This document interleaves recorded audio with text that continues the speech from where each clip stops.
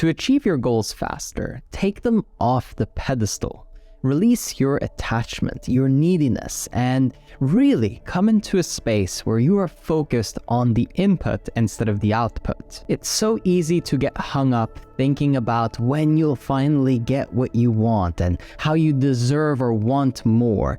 And really, all this creates is tension, and it slows down your process of actually getting closer towards what you want. It feels a little bit counterintuitive, almost like you're not supposed to want what you want, but that's not really the case. It's more about changing where your attention is going. You see, if your goals are going to be met, if you're going to hit the targets that you've set for yourself and progress faster, really what it comes down to is how well you are managing your time and energy. And the little stuff often gets missed. A few minutes here, a few minutes there, but also how it affects your state and your mood, because you're not going to perform at your best when you're getting in your own way and in your own head.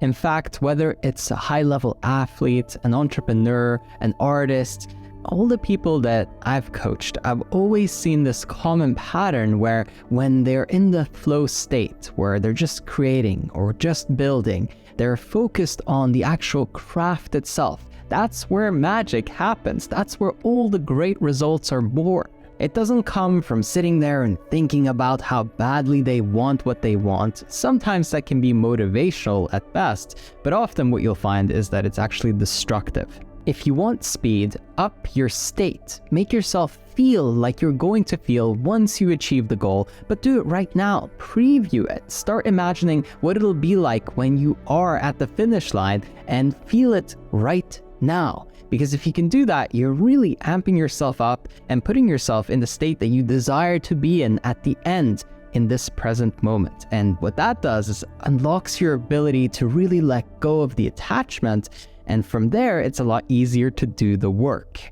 If you've ever worked on anything significant that meant something to you, I'm sure you felt resistance. That feeling of, I just don't really feel like it right now.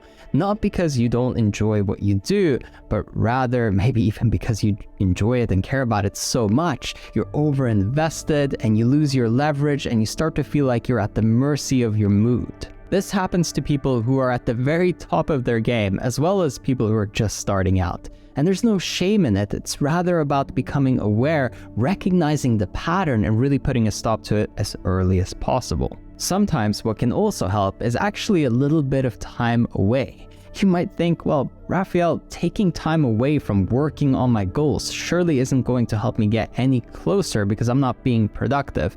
But what you don't realize is sometimes you're too close to the project. Sometimes you really can't get any perspective and you're so wrapped up in the day-to-day that you don't realize if you took a couple of steps back, you could change one or two things and it would make your whole life a lot easier. Whether that's finding a new software that alleviates some of your workload, if it's hiring somebody new that really changed the way that your business runs, or maybe it's even just taking some time away from the thing that you're working on because you're so sucked in and all your energy feels drained, you're closer to burnout than you are to actual breakthrough. Don't get caught up in the day-to-day grind if it's not effectively moving you closer. If you're not seeing any results that give you the indicator that you're on track for your timeline, then this should be a huge red flag, and it should tell you, wait a second, what I'm doing isn't actually working. As much as that can be a really frustrating realization, it's much better than wasting your time and being stuck because you're too stubborn to really wake up and realize that you're getting in your own way. I know I've been guilty of this in the past for myself, and what a relief it is when you finally start to see your own behavioral patterns, to take a step back and to really change things to optimize. Letting go of any self-criticism or judgment or telling yourself that you should be further along by now will also help this process a lot, because self-resentment is not an effective way to motivate yourself and to get results consistently. Eventually, you're going to run out of really energy, desire, passion. All of that is going to diminish really, really quickly if you're forcing yourself to run on fumes.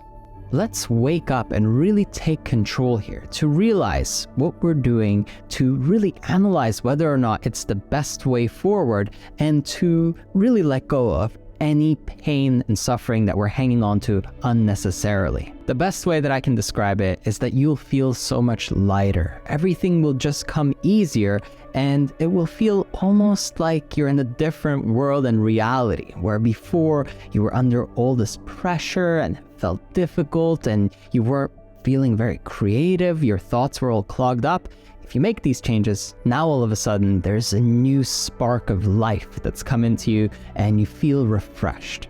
Now, if you want to step things up to the next level and you want to work with me personally to have me coach you, guide you, mentor you, support you, and really hold you accountable to your goals, find the most effective way to reach them and support you the whole way there, then I invite you to jump on a one-on-one call with me to do a consultation. The link for that is in the description. Just go to erafael.com.